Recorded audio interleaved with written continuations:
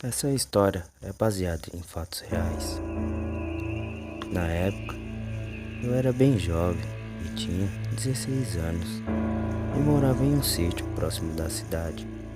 Trabalhava a semana inteira e quando chegava o final de semana, eu e meus amigos, que eram meus vizinhos na época, íamos para a cidade no sábado geralmente, para alguma festa que tinha. Saímos de casa por volta de umas 8 horas da noite e voltaríamos mais ou menos umas 2 para 3 da manhã. Como o lugar onde meus amigos era próximo da cidade, saímos a pé todas as vezes. Sempre fazíamos um caminho. Só que o curioso é que esse caminho não era o mais curto. Havia uma trilha que cortava a estrada. E se nós fizermos ela propriamente, pelo menos nós ia gastar 15 minutos. Um desses sábados perguntei para os meus amigos o porquê nós nunca pegamos o caminho mais curto, sendo que lá seria melhor para a gente. Um deles me disse que era por causa do menino que assoviava. Eu fiquei sem entender ele e perguntei: como assim? O menino que assovia? Então ele me disse que havia um boato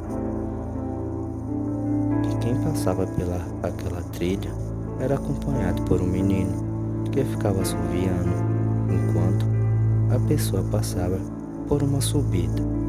Assim que a subida terminava, ele parava de assoviar e ia embora. Esse menino sempre ia atrás da pessoa e ela não podia olhar para trás. Na verdade, todo mundo tinha medo de olhar para trás. Esse menino, pois ninguém sabia como ele era e se era humano ou algo sobrenatural. Eu não sabia se acreditava ou não. O fato é que eu fiquei curioso e morrendo de vontade de passar naquela trilha. Disse,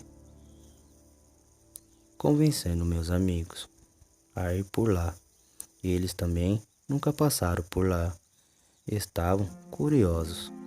A única coisa que me pediram foi que no momento que eu ouvisse esse assovio, que eu não olhasse para trás. Então eu disse que não olharia. Começamos a caminhada por essa trilha e assim que avistamos a subida, supostamente o menino aparecia. O medo tomou conta de todos nós e começamos a subida em silêncio, quando de repente nós ouvimos aqueles assovios. Eu me arrepiei inteiro e realmente não conseguia olhar para trás. Na verdade, saímos correndo daquele lugar e chegamos na cidade extremamente cansados. A gente se olhou com uma cara de espanto. Todos nós estávamos brancos e com os olhos arregalados, pois realmente aconteceu. Nós tentamos esquecer o acontecido. Aproveitamos a festa e por volta das 3 da manhã teríamos que voltar. Então, nós passamos em frente à estrada normal, que estávamos acostumados a passar desde sempre. E a trilha, que algo aconteceu totalmente estranho, aconteceu. Nós olhávamos. Eu, então, acabei dizendo para voltarmos pela trilha, até porque poderia ser algo de nossas cabeças. Mesmo eu precisava comprovar que não tinha sido nada demais.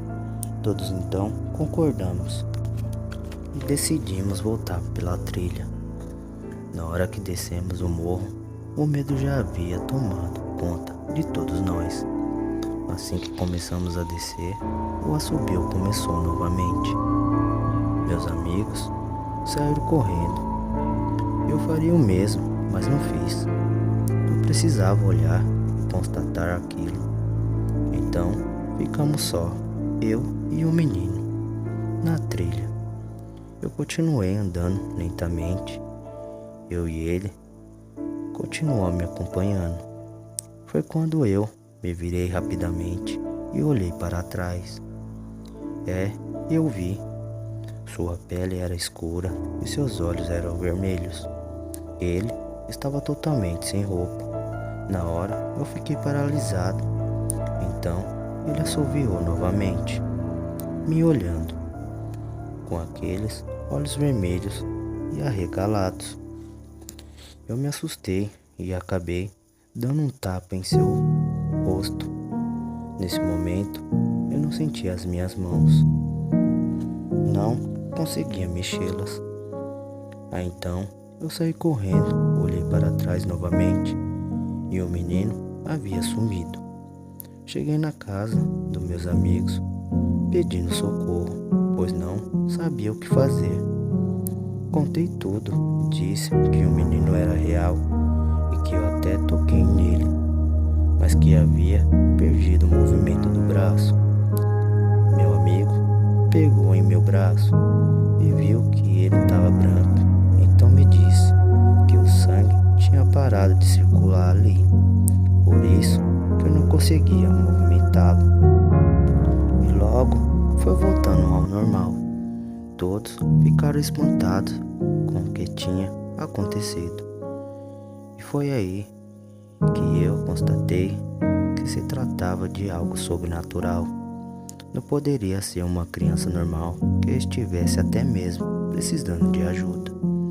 Já se passaram alguns anos e até hoje o meu braço não pode ficar em uma posição só, que o sangue já começa a não circular.